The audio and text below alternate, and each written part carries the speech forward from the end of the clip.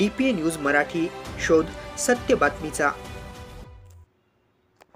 नमस्कार, मी श्री चंद्रकांत मोहनलाल निर्वाण, राहणार सातपूर आणि सेन समाजाचा म्हणजे राजस्थानी सेन समाज, त्याला आम्ही आता सेन समाज म्हणतो, राजस्थानी म्हणत नाही का, महाराष्ट्रात राहतो.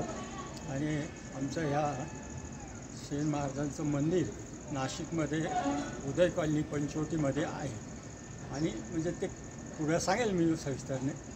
तर तिथे आहे आणि आत्तापर्यंत जे कार्यक्रम वगैरे सर्व चालू असतात. ह्या वर्षी मोठ्या उत्साहाने कार्यक्रम चालू आणि भरपूर लोक आले, महाराष्ट्रातून लोक आले. का हे नाशिक तीर्थस्थान असल्यामुळे बाहेरच्या महाराष्ट्राच्या व्यतिरिक्तसुद्धा लोक इथं येतात आणि हा इथं मोठा जल्लोषाने कार्यक्रम चालू आहे. हा वार्षिक संमेलन असो, जयंती असो, पुण्यतिथी असो, हे जे कार्यक्रम आहे सगळे ते चालतात. आणि त्या संस्थेमध्ये मी आज माझं वय 75 आहे साहेब, पण मी गेली 50 वर्ष तिथे सेवा केली म्हणजे पदापासून, सदस्यापासून, इतर सेक्रेटरीपासून, सचिवपासून, खजिनदारपासून अध्यक्षपर्यंत. अध्यक्ष 2 टर्मला झालो. 1986 ते 90 झालो आणि 89 ते 2001 काय 1986 ते 90 आणि 1986 ते 90 आणि 1996 ते 2001 अशा हिशोबात 2 वेळेला हे झालं. आणि त्या पिरियडमध्ये मी ते मोठी इमारत बनवली, म्हणजे मी नाही बनवली, समाजाने बनवली. कार्यकर्ता या कारणाने प्रयत्नशील मी होतो. बिल्डिंग बनवली, मंदिर बनवलं. तिथे एक मंदिर आहे व्यवस्थिशीर. आणि त्या मंदिरमध्ये मला वाटतं 15/3/9 का असे 2001ला प्राणप्रतिष्ठा केली मूर्तीची संत सेना महाराजाच्या. आणि ते आज मंदिर भव्य आहे. कधी कोणी जाल तिथे दर्शन घ्यायला मोकळं असतं, ते दर्शन घडतं. असं जाळीतून होतं दर्शन. म्हणजे काय आहे की ते सिटी असल्यामुळे ते हे करता येत म्हणून तिथे ते आहे. ते मंदिर हे सर्व माझ्या अध्यक्षपदाच्या पिरियडमध्ये ही कामं झाली ते झाली. पण हे कसं निर्माण झालं, कशापासून झालं, तर हे आमची अशोक स्तंभावर एक जुनी जागा होती आणि त्या जुन्या जागेमध्ये 4-5 भाडेकरू होते. तर त्यांच्याशी भांडणं, त्यांच्याशी कब्जा करणं, हे करणं, कोर्टात हे करणं, ह्याने मुश्किलीची गोष्ट होती. पण जो मुख्य एक मोठा म्हणजे मेन जो भाडेकरी होता तो व्यापारी होता. त्या जे व्यापारी असल्यामुळे परिस्थितीने चांगला होता. तर त्यांनी कोर्टामध्ये केस चालू आहे. ते कोर्टामध्ये केस चालू झाल्यानंतर काही दिवसानंतर जे दुसरे होते त्यांना ते अपयश आलं. अपयश आल्यानंतर परत आम्ही तो दावा काढून परत आपल्या बाजूने निकाल कसा लागेल अशी ही भूमिका मी फिर्यादी म्हणून त्यांच्यासमोर काम केलं आणि तो निकाल आपल्या बाजूने लावून घेतला. आणि आपल्या बाजूने लावून घेतल्यानंतर मग हे नवनिर्माण सगळं एक उदय कॉलनीमध्ये इमारत झाली, मंदिर झालं, कार्यालय झालं. आणि ह्या सर्व करताना सगळं इतकं हे मला स्वाभिमान आहे का मी नाशिक संस्था ही जी आमची संत सेना महाराज तिथून पुढे गेलो. त्या बालवाडीसारखा माझा हे तिथे शिकलो आणि त्या नावाने मी 4 प्रांतामध्ये फिरलो. 4 प्रांत म्हणजे महाराष्ट्रात तर फिरलो. परत ओडिसावर आमच्या सामाजिक याच्यावर अत्याचार झाले होते आणि त्या अत्याचाराच्या निषेधाने साकाराने एक काय करायची त्याच्यासाठी आम्ही ओडिशाला जाऊन ओडिशाला DSP साहेबांना भेटलो, गव्हर्नर साहेबांना भेटलो. गव्हर्नर साहेबांना वगैरे भेटून ती सगळी दशा दाखवून त्या कुटुंबाला त्याच्यापासून संरक्षण केलं. आणि काही संख्येने आम्ही दिल्लीला जंतर मंतरवर धरणे केली की ह्या कुटुंबावर, आमच्या समाजावर असा हा अत्याचार चालला आहे, तर हा थांबवला पाहिजे. ह्या अत्याचाराने आम्हाला असे होतं. ते झालं. आता चांगली काम म्हणजे समाजाची तर 3 आम्ही इथे सामुदायिक विवाह केले समाजाचे. नाशिकमध्ये रुंधा हायस्कूलला केलं, सिंधी आश्रमला केलं आणि नाशिक रोडला केलं. हे एक खास नाशिकमध्ये. तसं संगमनेरला बी केलं, अहमदनगरला बी केलं, भुसावळलाही केलं, जळगावलाही केलं.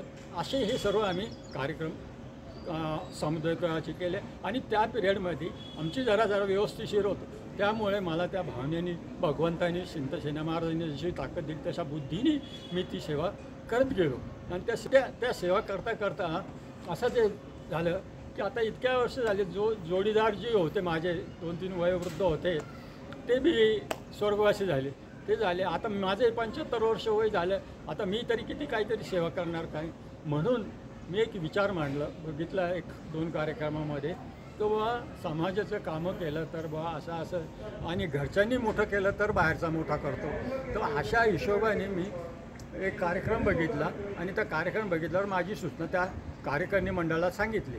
तो कार्यकारिणी मंडळात आत्ताचा हल्लीचा अध्यक्ष सुरेश रामचंद्र सिसोदिया, देवळाली गावाचे, तो म्हणजे माझ्याबरोबर काम केलेलं आहे त्यांनी, पण आता तो अध्यक्षपदावर त्याला आम्ही हे केलं आहे. तर त्याला मी सूचना केली.